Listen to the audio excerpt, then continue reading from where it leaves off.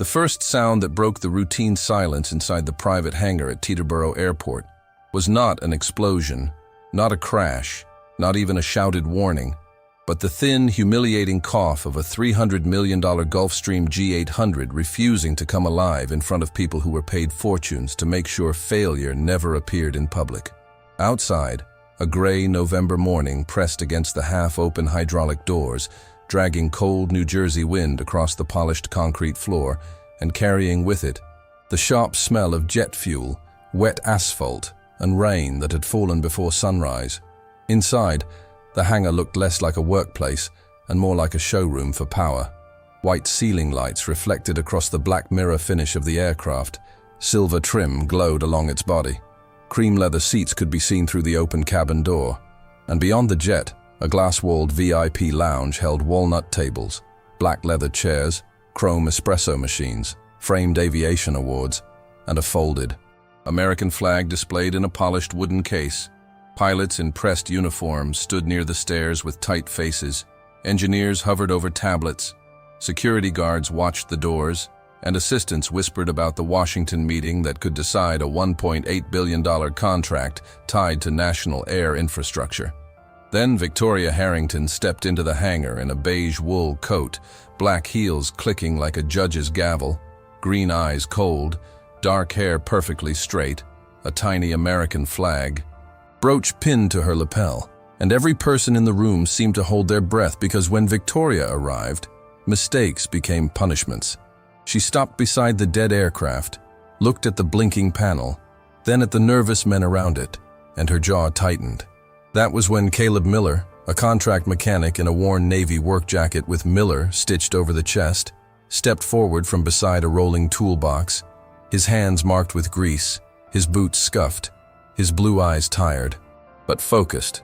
He lifted one hand slightly, careful not to seem disrespectful, and said, "Ma'am, I think your auxiliary ground line is reading wrong. Let me check one connector." Victoria slowly turned toward him, let her eyes travel from his stained sleeve to his rough fingers, then gave a small laugh that cut harder than a slap.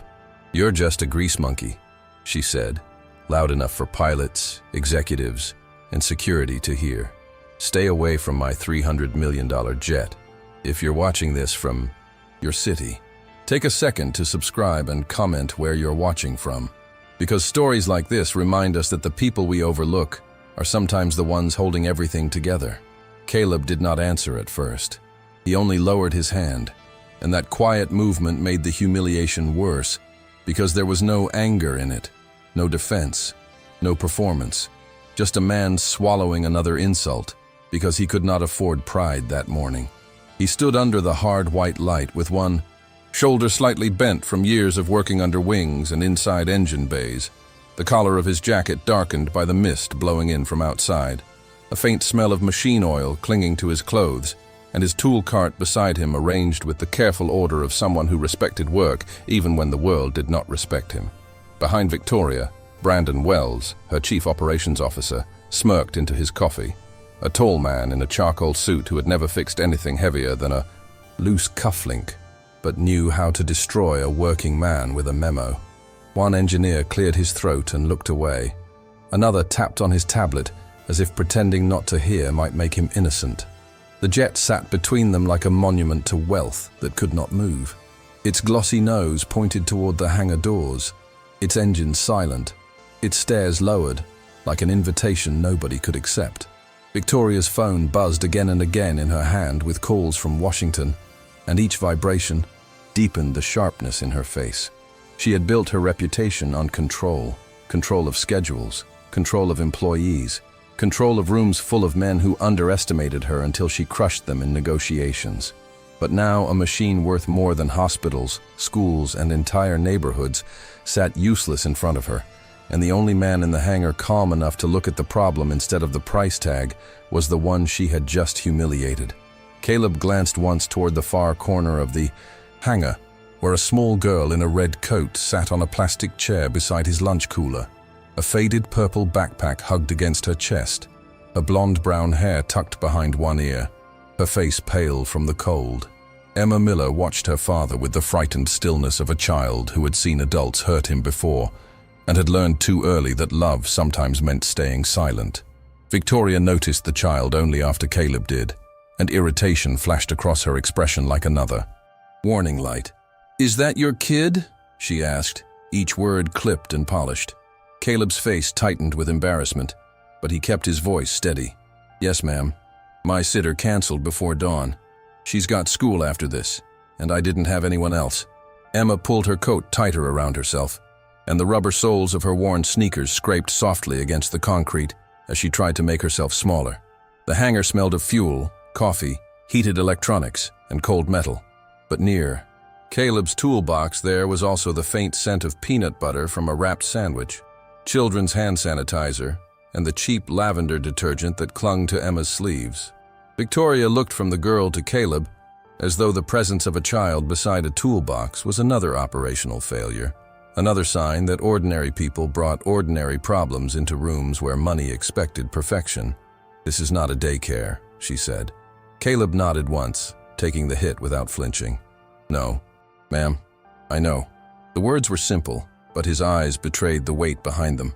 Rent due in 9 days, Emma's asthma prescription waiting at a pharmacy in Newark, a truck with 214,000 miles, a dead wife whose photograph still sat on the dashboard, and a job he could lose before lunch if Victoria decided his dignity was inconvenient.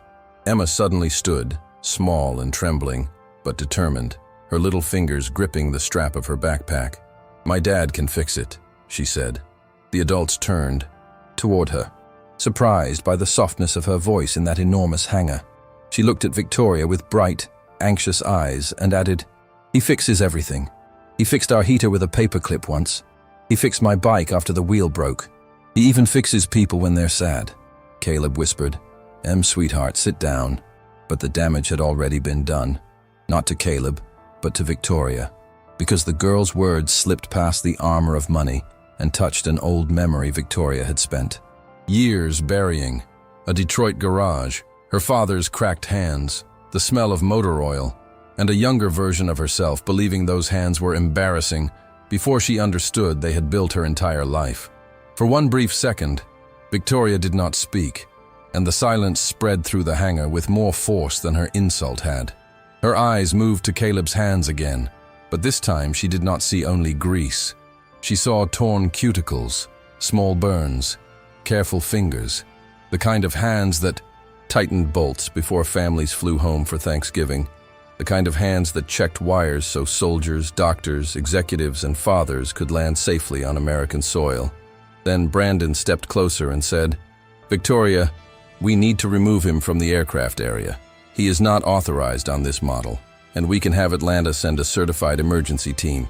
One of the pilots muttered, "That'll take half a day." Brandon shot him a look. Better half a day than a lawsuit.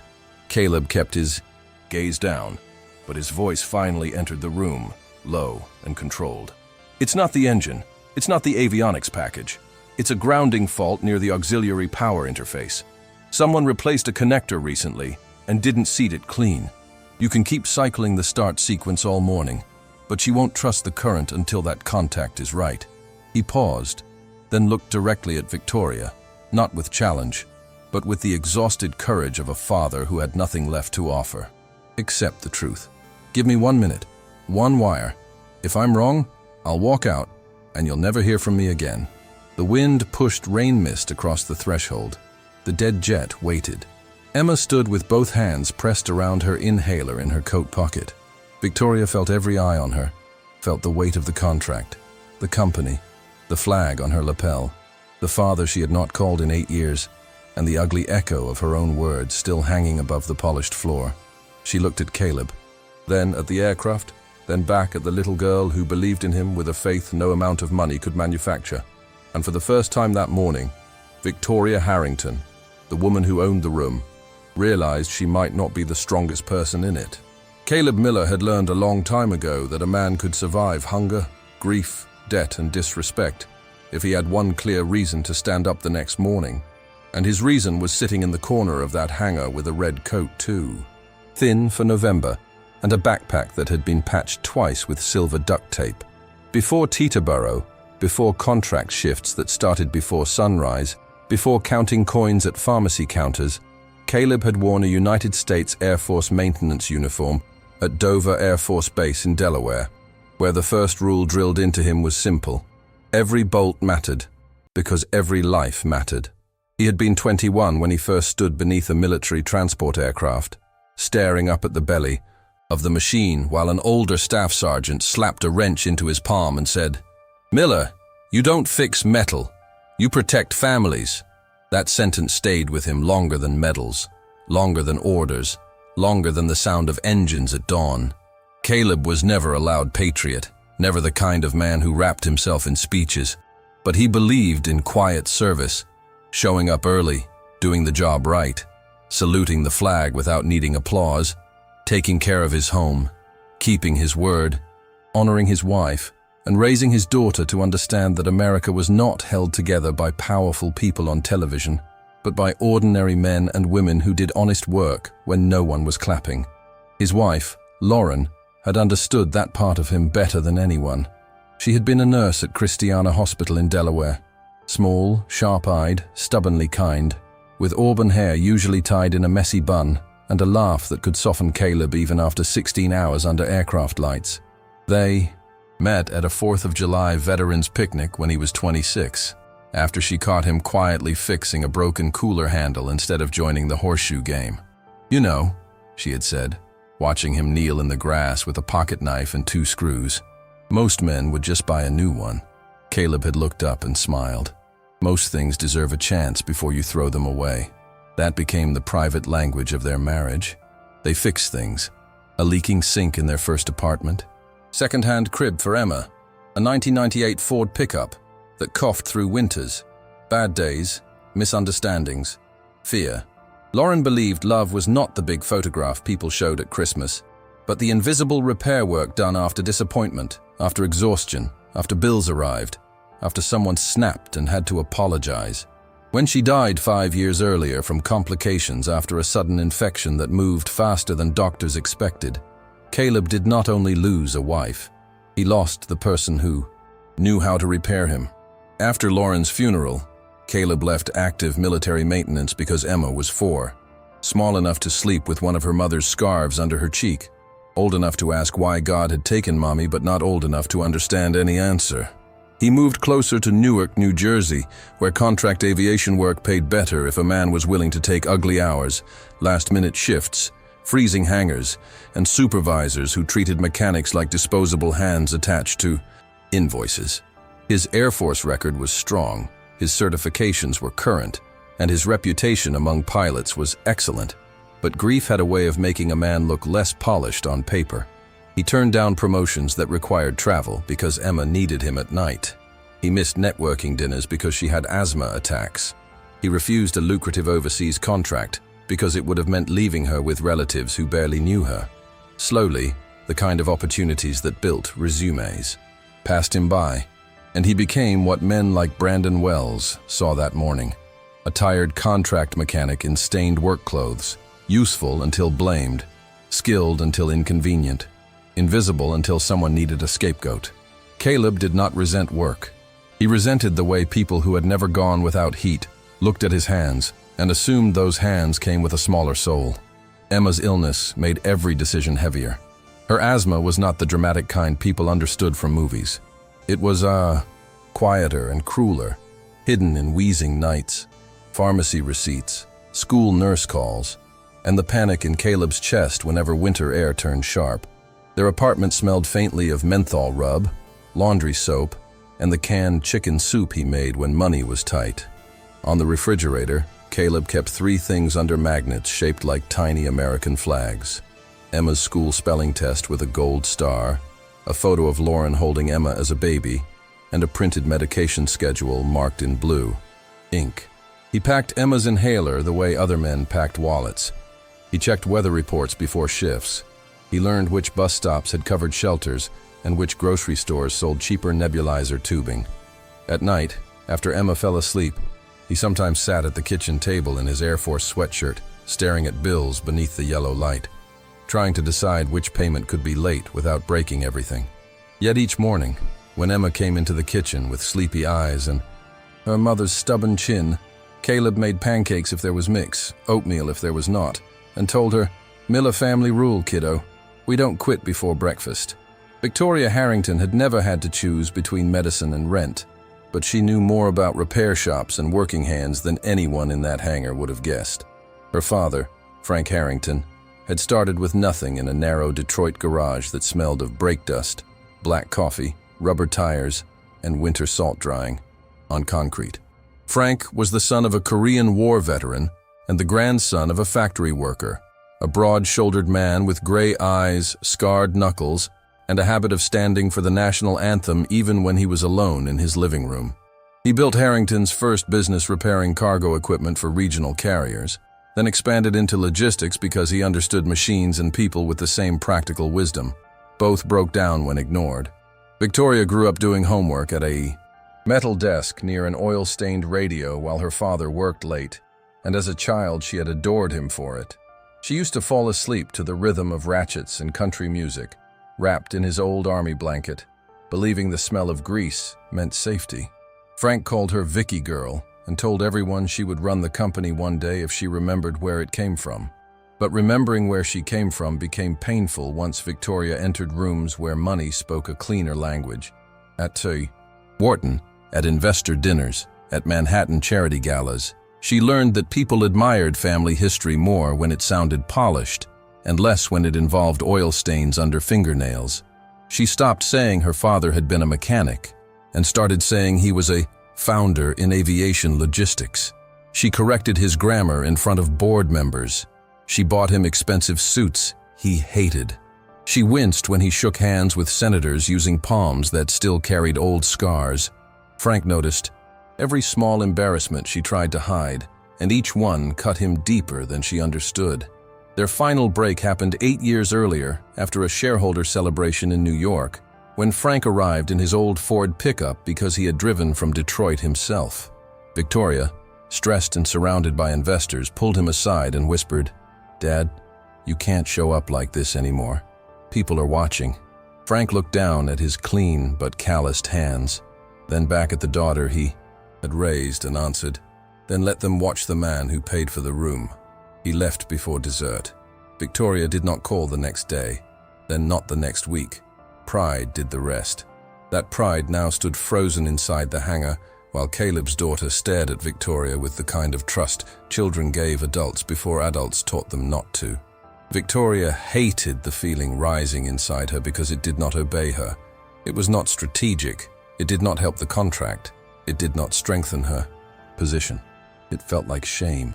And shame was an emotion she had spent years converting into anger, because anger looked better in heels. She turned away from Emma and looked at Brandon. "Where is the diagnostic report?" Brandon handed her a tablet immediately, relieved to return the moment to something with screens and authority. Multiple failed start sequences. Primary avionics check came back clean. Engine control interface is not accepting the power cycle. Our recommendation is to suspend departure and wait for the Gulfstream certified team from Atlanta. Victoria scrolled through the report, seeing numbers, warnings, disclaimers, liability language, and the corporate vocabulary of delay. "Cost?" she asked. Brandon hesitated. "Direct cost? Maybe $400,000 if we're lucky. Strategic cost depends on Washington." One of the pilots added quietly, "Ma'am, the meeting window is narrow. If we miss wheels up in 40 minutes, we miss the slot." Victoria's mouth tightened. 40 minutes. Stood between control and humiliation. Caleb listened without interrupting, because the military had taught him that panic wasted oxygen. He had already watched the failed sequence twice, heard the half-second delay before the auxiliary system rejected the start, seen the small flicker on a maintenance screen that no one else seemed to respect because it looked too simple to be expensive. He knew luxury aircraft well enough to know that complicated machines often failed for embarrassingly small reasons. A pin not seated, a wire strained too tightly, a connector contaminated by moisture, a ground path interrupted by human carelessness hidden behind polished panels. He also knew the danger of touching an aircraft when executives wanted someone to blame. A mechanic's license was not just a credential. It was his daughter's food, medication, school shoes, electricity, and future. If Caleb stepped forward and Victoria allowed him to work, Brandon would be waiting to write down every movement as a liability. If he stepped back and said nothing, the jet might remain dead, the contract might collapse, and everyone would still remember only the laugh and the phrase, "grease monkey." His jaw flexed once. He looked at Emma. She was trying to breathe slowly the way he had taught her, shoulders rising under the red coat. Caleb felt Lauren's absence like a hand on his back, not pushing, just reminding him of the rule they had lived by. Do the right thing even when nobody makes it. Easy. Emma's breathing became the first thing in the room that mattered more than the aircraft. It started as a faint whistle, then a shallow pull near her collarbone. Caleb heard it instantly and moved before anyone else understood. "Em," he said, crossing to her. "Pocket. Inhaler." Emma nodded, embarrassed by the attention, her small fingers fumbling inside the coat. The hanger suddenly felt colder, bigger, crueler. Victoria watched Caleb kneel in front of his daughter, one hand steady on her shoulder, the other holding the inhaler with practiced care. His voice changed completely when he spoke to her. It lost the guarded formality he used with executives and became warm, low, certain. "Look at me, kiddo. In through the nose if you can. Good. One puff. Hold it. That's my girl." Emma obeyed, eyes wet but fixed on him. No one in Victoria's world spoke like that unless cameras were near. No one softened without calculating the cost. Caleb did not seem aware that a billionaire CEO, 2 pilots, 3 engineers, and a half-dozen employees were watching. His whole world had narrowed to a child's breath. Something inside Victoria shifted again. Not dramatically, not cleanly, but with the uncomfortable scrape of old metal moving after years of rust. When Emma's breathing settled, she whispered, "I'm sorry, Dad." Caleb's face broke for half a second before he repaired it for her. "No, Mom. You don't apologize for needing air." That sentence entered Victoria like a verdict. She thought of Frank again, of the way he had called 3 times after their argument before finally stopping, of the voicemails she had deleted without listening because she was afraid his voice would make her feel small. You don't apologize for needing air. How many years had she treated love like weakness? How many employees had she punished for being human? How many fathers, mothers, veterans, mechanics, assistants, and drivers had she reduced to functions because seeing their full lives would complicate her ambition? Brandon stepped beside her and lowered his voice. "Victoria, this is exactly why contractors should not bring family into operational spaces. I'll handle it." His tone was smooth, protective, poisonous. Caleb heard enough to stiffen, but he did not turn around. Emma did. The girl looked at Brandon with quiet fear, then at Victoria with something worse. Disappointment. Not anger, not accusation. Just disappointment that an adult with so much power might use it to hurt the bear. One person she trusted most. Victoria took one step toward Caleb before she had fully decided to move. "Mr. Miller," she said. The room sharpened. Caleb rose slowly, inhaler still in his hand, his body placed half in front of Emma by instinct. "Yes, ma'am." Victoria looked at the jacket, the embroidered name, the worn boots, the careful posture, and for the first time she asked herself what it had cost him to remain respectful. "You said one connector." Caleb nodded. "Yes, ma'am." "Show me." "Without touching the aircraft." Brandon immediately objected. "Victoria!" She lifted one finger, and he stopped.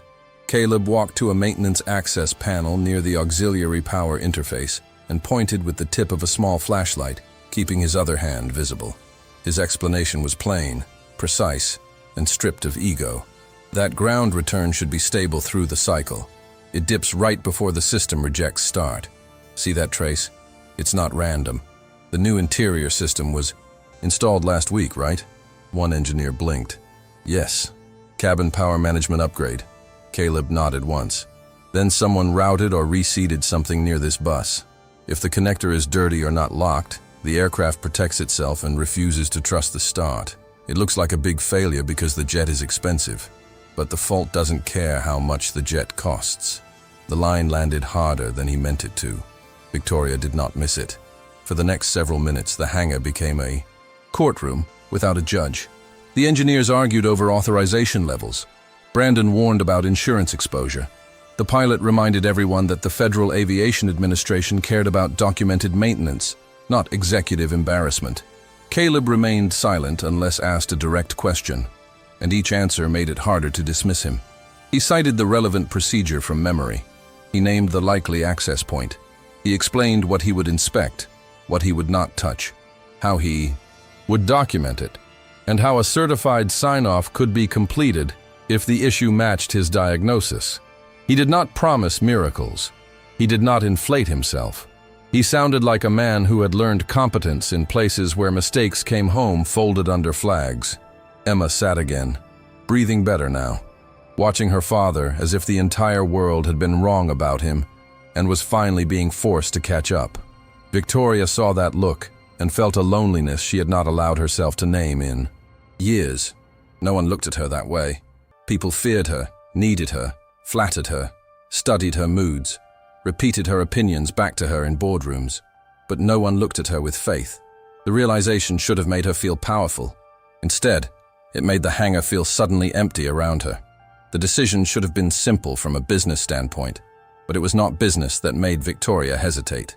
It was the fact that trusting Caleb meant admitting her first instinct had been wrong, and Victoria had built an empire on never appearing wrong. Her whole life had become a performance of certainty. The perfect coat, the perfect schedule, the perfect answer, the perfect refusal to need anyone. Across the hangar, rain ticked against the open metal door. The American flag near the VIP lounge shifted slightly in the draft, its folded triangle sealed behind glass like a symbol preserved, but untouched. Victoria looked at that flag and thought of her father standing in their living room during Veterans Day broadcasts, hand over heart, eyes damp but proud. Frank had once told her, "Patriotism isn't bragging about the country, Vicky girl. It's respecting the people who keep it running." She had rolled her eyes at the time, a teenager eager to be smarter than the man paying for her future. Now the words returned with painful clarity, while a single father stood before her asking not for admiration, not for charity, not even for revenge, but for 60 seconds to do the job everyone else was too proud to let him do. Victoria exhaled slowly and closed the tablet in her hand. "Document everything," she said. Brandon stared at her. "You cannot be serious." Victoria did not look at him. Her eyes stayed on Caleb. "Mr. Miller gets one supervised inspection. No shortcuts, no theater. If he's wrong, we stop and call Atlanta. If he's right, we stop pretending the most expensive opinion in the room is automatically the smartest."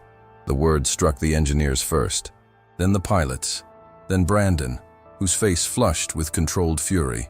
Caleb did not smile. Relief moved through him too carefully to be visible. "Thank you, ma'am," he said. Victoria's throat tightened at the formality, because after what she had called him, his respect felt less like submission and more like proof of character she had not earned. Emma stood again, clutching her backpack. "Dad?" Caleb turned, and his expression softened. She walked to him, small footsteps echoing on the polished concrete, and pressed something into his palm.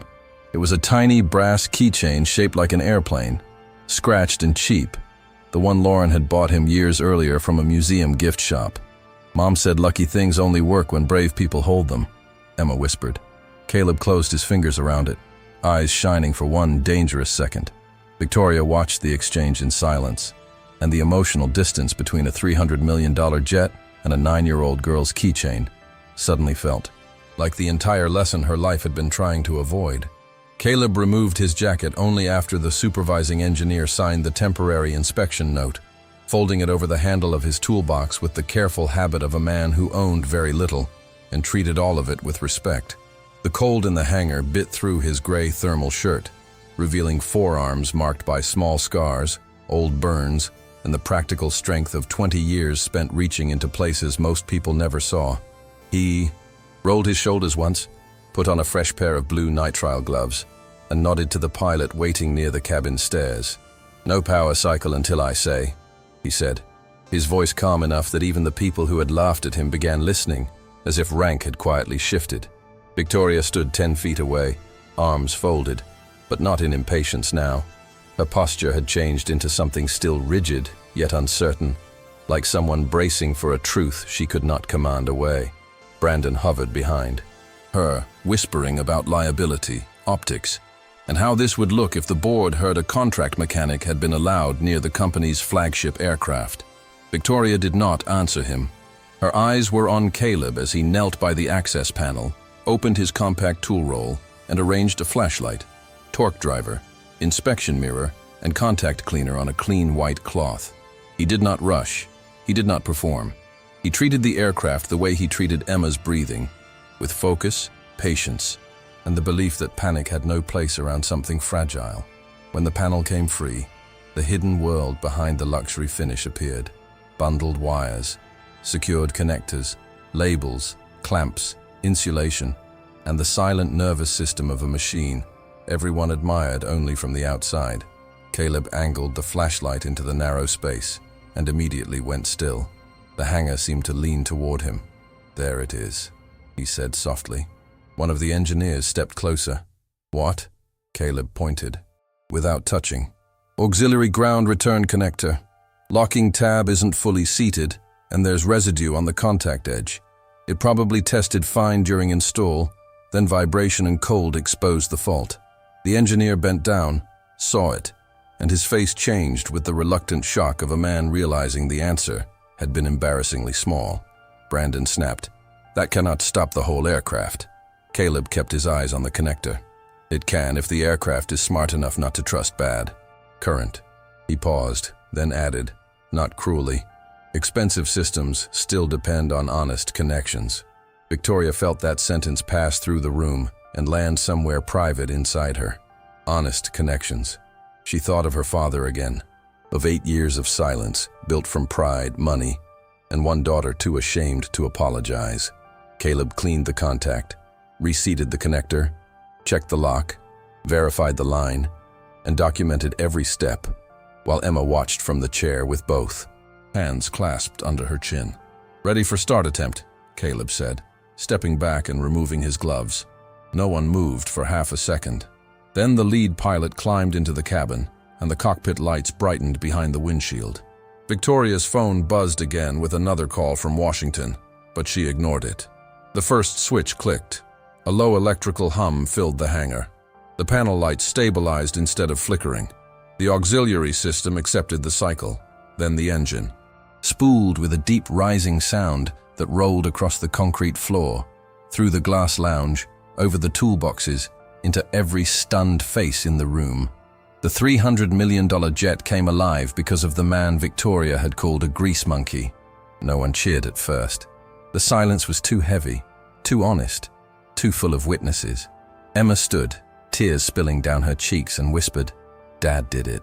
Caleb looked at the aircraft, then at his daughter, and only then did his controlled expression. "Brake!" He pressed the little airplane keychain against his palm, like he was holding Lauren's hand through brass and memory. Victoria saw him turn away slightly, not to hide pride, but to hide pain. And she understood that this victory was not about proving rich people wrong. It was about a father surviving one more day with his dignity intact.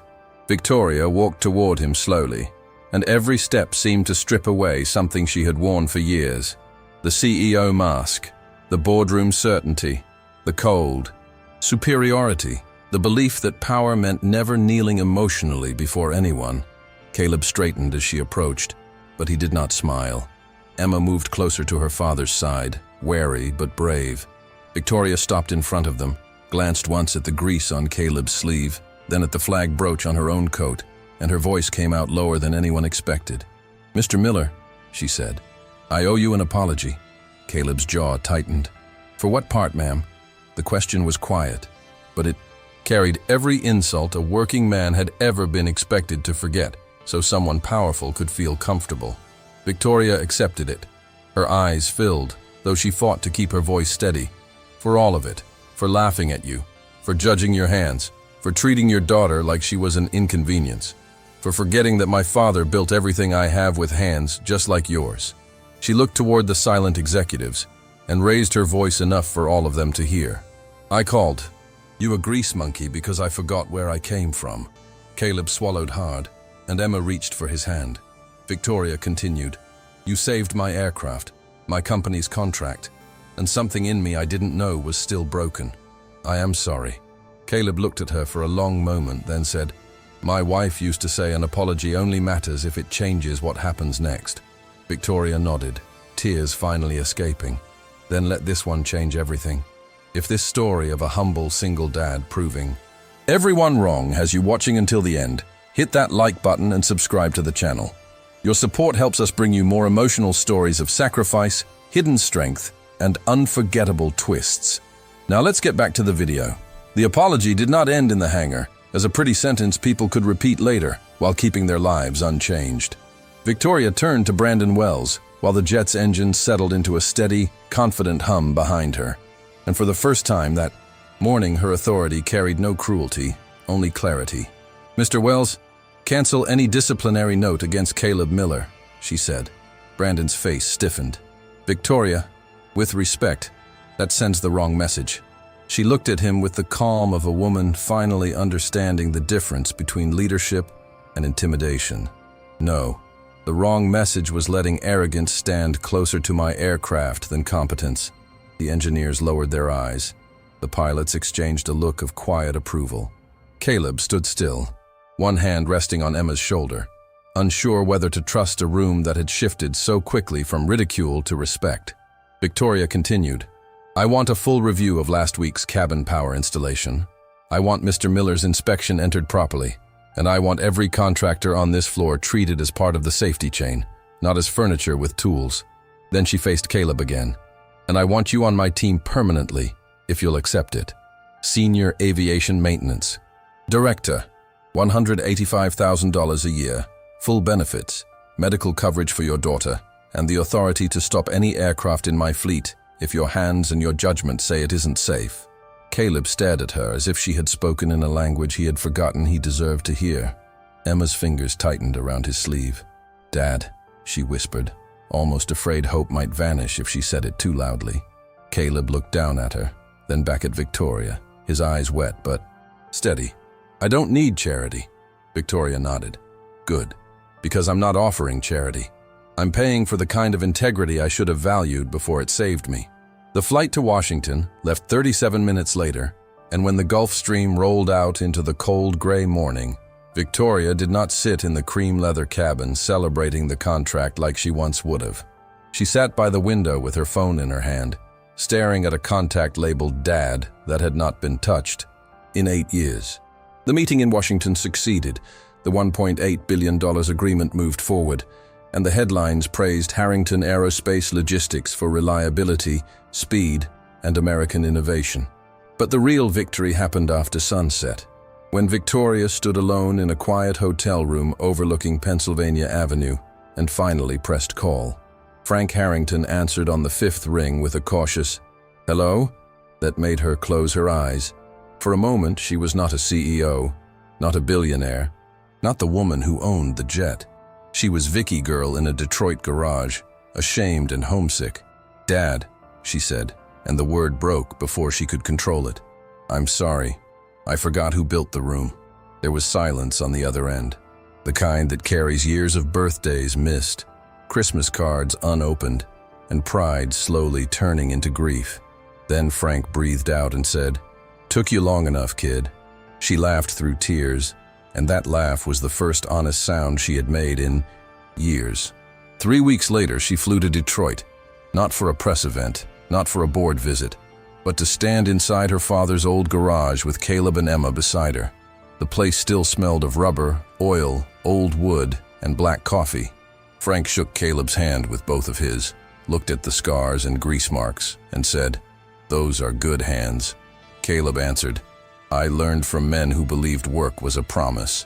Frank nodded toward Emma. "Then you're teaching her right." Within 6 months, Victoria created the Miller Hands-On Scholarship, a national training program for veterans, single parents, and young people from working families who wanted careers in aviation maintenance but could not afford certification.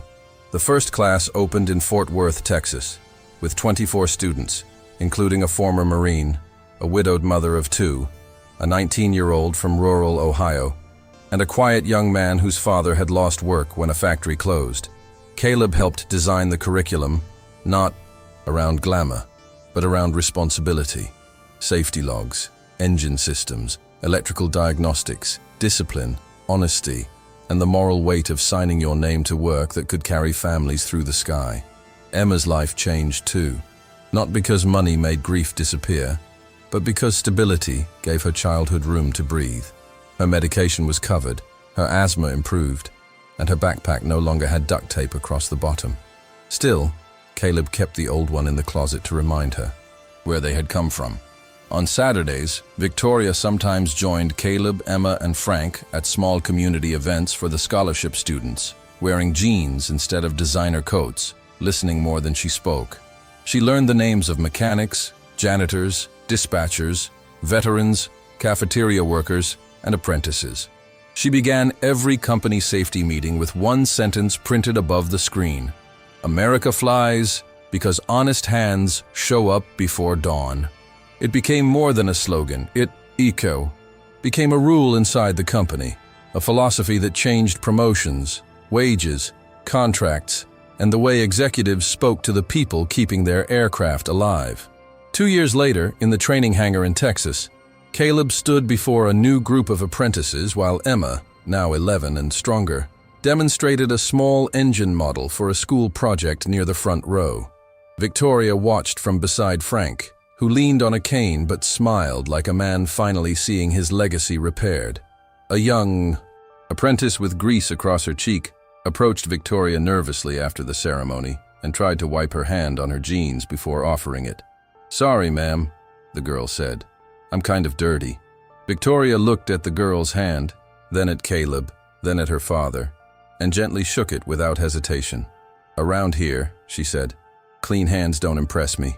Honest hands do." Caleb smiled, Emma clapped, and Frank wiped one eye with the back of his wrist.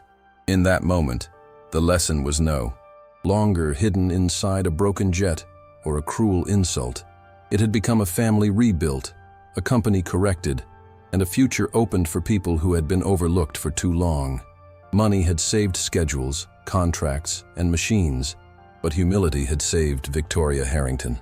Have you ever helped someone at their lowest moment and discovered that your kindness changed their life forever? Drop a little heart in the comments if you believe love, kindness, and quiet strength are worth more than money, status, or any fortune. Subscribe for more emotional stories about second chances, hidden truth, and the moment a humble heart changes everything. Comment, "Love has no price tag," if you believe real kindness can change someone's life when they need it most.